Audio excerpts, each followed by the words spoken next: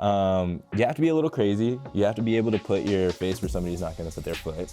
You have to have a quick memory, and then you just have to be able to like command your box. I don't think that a lot of people understand what that means. It doesn't mean I was gonna like, ask you, is that like communication piece or? yeah, and I think that a lot of times people think that's like barking. Like young goalkeepers, I hear they bark a lot. They just like yell. And like when I say barking, like you think of like a dog that just like barks and yaps a lot. There's no like purpose behind there's it. no purpose. Like they're just shouting, they're just saying things. But like, and I tell my goalkeepers this a lot, and shout out to all the defenders that like save goalkeepers all the time, because I love you, but like sometimes you're not the brightest. You know what I mean?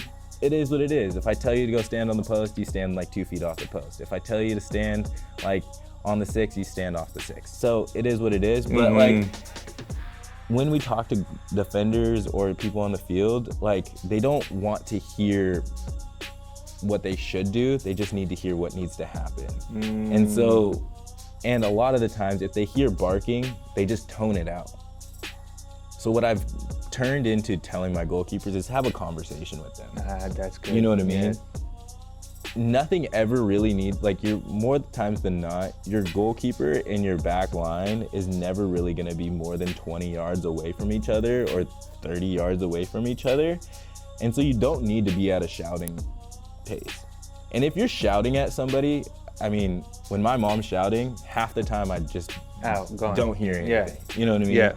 That shouting tone just like tones out. You know what I mean? And that's just from like a child to like now.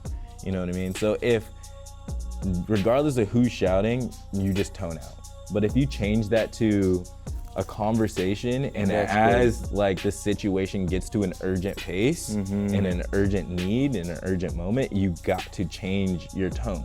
So as that tone changes, that defender knows something needs to happen. Yeah, urgency. And I've started to help my goalkeepers understand you don't need to have like a whole monologue throughout the game. You're not like just narrating what's happening.